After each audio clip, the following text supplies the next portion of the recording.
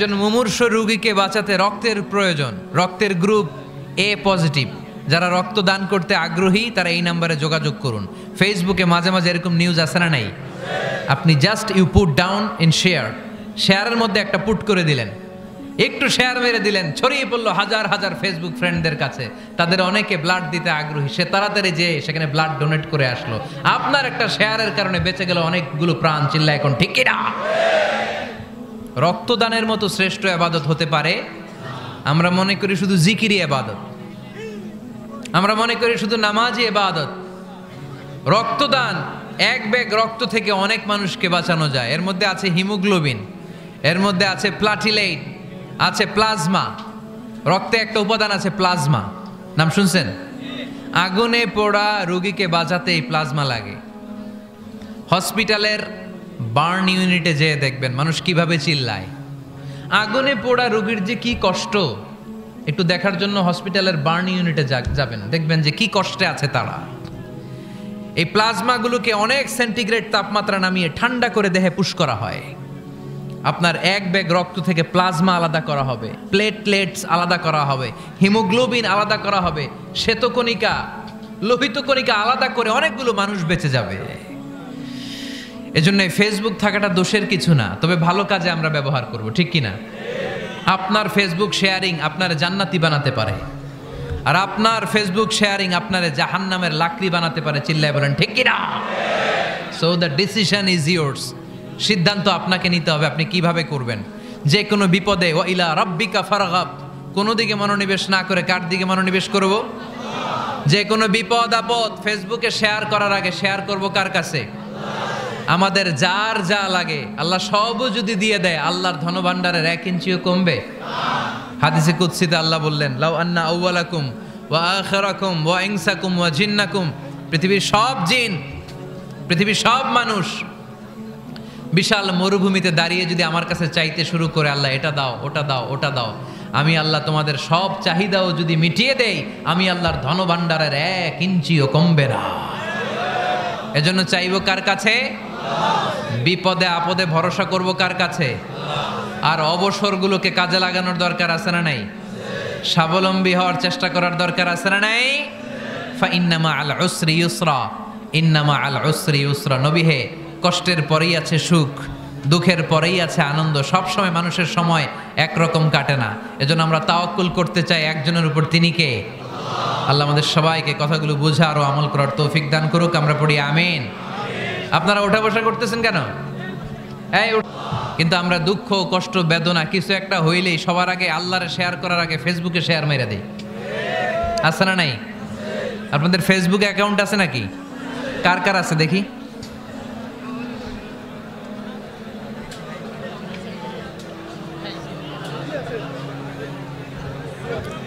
আছে আছে। এটার জন্য আমরা ভালো কাজে লাগাই, ঠিক কিনা? আপনি চাইলেই এমনভাবে ফেসবুক ফ্রেন্ড লিস্ট করতে পারেন যারা ভালো ভালো জিনিস শেয়ার করে, যারা মোটিভেশনাল জিনিস শেয়ার করে, ইসলামের পক্ষে কথা বলে। আপনার এক একটা শেয়ারে অনেকের জীবন বেঁচে যেতে পারে, ঠিক কিনা? বিপদে পড়লে ডাকবো কারে?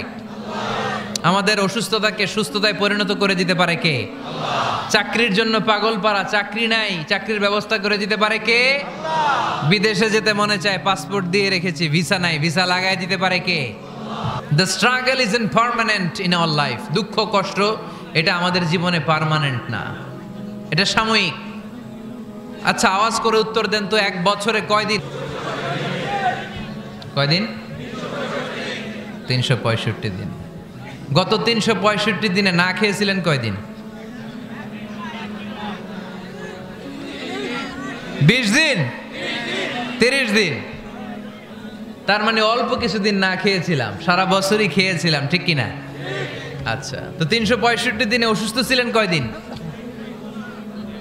4-5 দিন, কিংবা 20 দিন, কিংবা 1 মাস, কিংবা 56 দিন, কিংবা 65 দিন। তার মানে বাকি 300 দিন আরামে ছিলাম কি ছিলাম না? তার মানে আমাদের জীবনে দুঃখ বেশি না আনন্দ বেশি? সুখ বেশি না কষ্ট বেশি? এজন্য আল্লাহ বললেন, খবরদার, মুমিন কখনো হেরে যায় না। মুমিনের হারাবার কিছু নাই। মুমিনের জীবনে যদি আনন্দ আসে, মুমিন শুকরিয়া করে, শুকরিয়া করলে সওয়াব আছে না নাই? আর মুমিনের জীবনে যদি দুঃখ আসে, মুমিন সবর করে, ধৈর্য ধরে, ধৈর্যেও সওয়াব আছে না নাই? তাহলে আমাদের সব দিক দিয়েই তো লাভ। আনন্দের দিনগুলাতে শুকরিয়া করব, আর দুঃখের দিনগুলাতে ধৈর্য ধরবো, দুইটার মধ্যে সওয়াব আছে না নাই?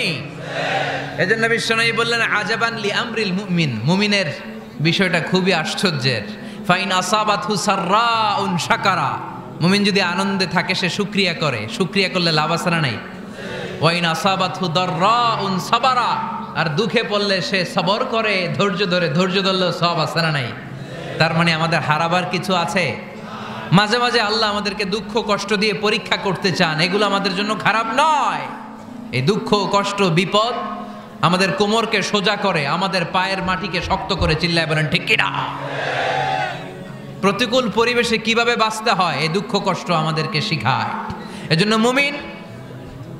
মুমিন বান্দার বৈশিষ্ট্য হচ্ছে দুঃখ কষ্ট বেদনা জ্বালা এগুলোতে সে আপসেট হয় না, সে হাল ছেড়ে দেয় না, সে ভরসা রাখে একজনের উপর, চিল্লায় বলতে হবে তিনি কে?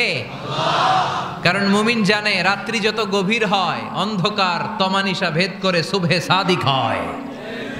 মুমিন জানে গর্ভবতী নারীর পেটের ব্যথা যেই দিন বাড়তে থাকে ওই দিনই নতুন মেহমান আগমনের সময় ঘনাতে থাকে। মুমিন জানে তার জীবনে দুঃখ কষ্ট বিপদ যত বাড়তে থাকে সুখের দিন কাছে আসতে থাকে। এজন্য মুমিনের হারাবার কিছু নেই। ফা ইন্না মাআল উসরি ইউসরা, ইন্না মাআল উসরি ইউসরা। নবী হে, কষ্টের পরেই আছে আনন্দ, দুঃখের পরেই আছে সুখ। আপনি সমস্যায় পড়েছেন, ওই সমস্যার সমাধানও আছে না নাই? এই পৃথিবীতে এমন কোনো সমস্যা আছে যেটা সমাধান নাই? কথা বলেন। সমস্যা তৈরি করেছে কে? আবার সমাধানও দিয়েছে কে? আল্লাহ doesn't create a lock without its কি। আল্লাহ কখনো চাবি না বানাইয়া ওইটার তালা বানায় নাই। কথা কন। তালাও যেহেতু আছে ওই তালার চাবিও বানিয়েছে কে? মা আনজালাল্লাহু দাআন ইল্লা আনজালাল্লাহু লাহু শিফা।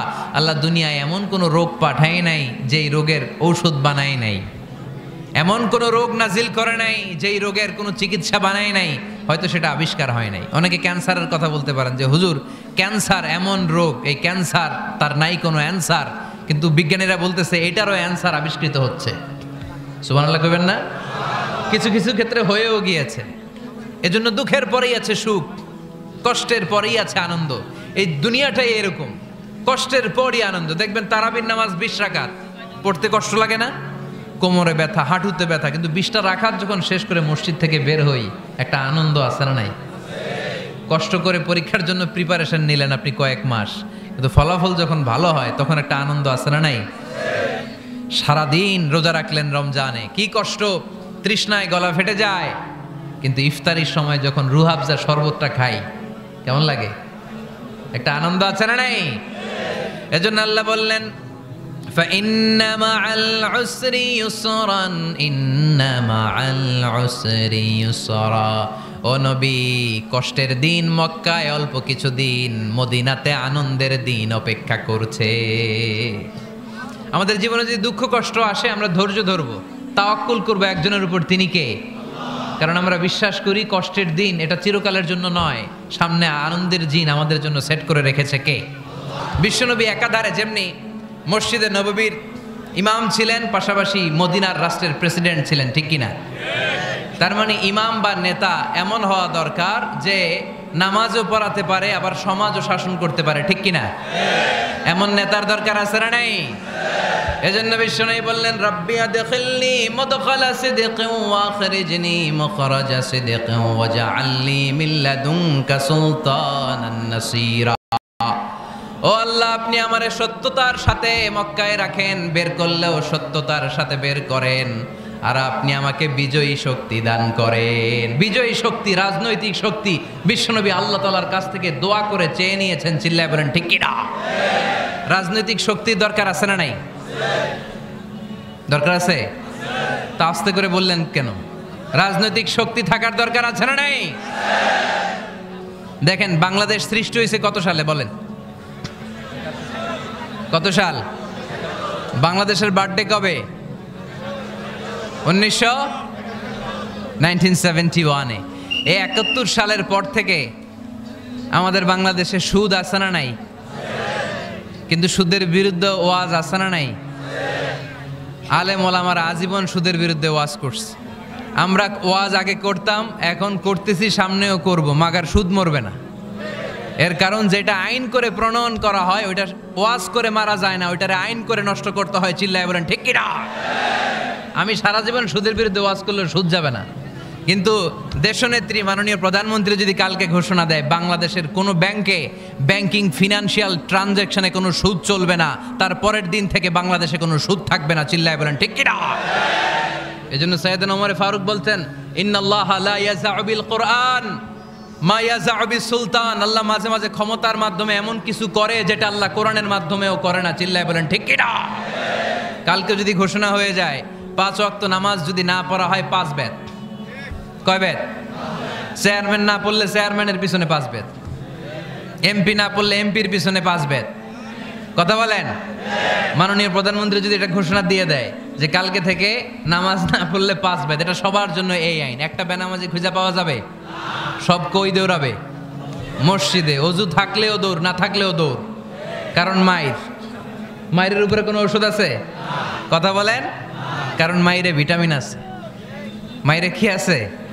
এজন্য ইন্নাল্লাহা লা ইয়াযাউ বিল কুরআন মা ইয়াযাউ বিস সুলতান। মাঝে মাঝে আল্লাহ ক্ষমতা দিয়ে এমন কিছু করে যেটা মাঝে মাঝে আল্লাহ কোরআন দিয়েও করে না। এজন্য অনেক নবীকে নৈতিক বিজয় দান করলো। বিশ্ব নবীকে শুধু নৈতিক বিজয় নয়, পাশাপাশি রাজনৈতিক বিজয়ও দান করেছে কে?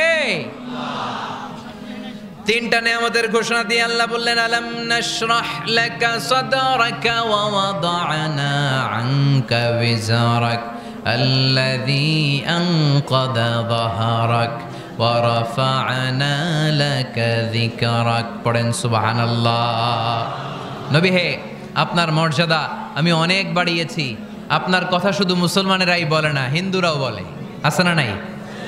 গতকাল এক হিন্দু ভাই আমার হাতে হাত রেখে শাহাদা বাক্য পাঠ করে গাজীপুরে মুসলমান হয়ে গেছে। বিশ্বনবীর কথাগুলো যখন তারা শোনে, তারা নিজেদেরকে ধরে রাখতে পারে না। আপনারা মহাত্মা গান্ধীর নাম শুনেছেন? তিনি ভারতের অবিসংবাদিত নেতা। বিশ্বনবীর ব্যাপারে কমেন্ট করেছেন যে এরকম নেতা পৃথিবীতে আর দ্বিতীয়টা কখনো হবে না। মহাত্মা গান্ধী কি মুসলমান না হিন্দু? গোটা বিশ্বের খ্রিস্টানরা বিশ্বনবীকে নিয়ে এখন মাতোয়ারা। মাইকেল এইচ হার্ট, খ্রিস্টান, একটা বই লিখে গোটা বিশ্ব কাঁপিয়েছেন, দি 100 a ranking of the most influential people and person in the world। পৃথিবী কাঁপানো 100 জন মনীষীর জীবনী নিয়ে একটা বই তিনি করেছেন। এই 100 জন মনীষীর জীবনীর মধ্যে যাকে নাম্বার 1 তিনি করেছেন, তিনি হচ্ছেন আমার নবী, আপনার নবী, প্যারা নবী, বিশ্বনবী মুহাম্মদুর রাসূলুল্লাহ সাল্লাল্লাহু আলাইহি ওয়াসাল্লামের। মাইকেল এইচ হার্ট কি মুসলমান? সে একজন খ্রিস্টান।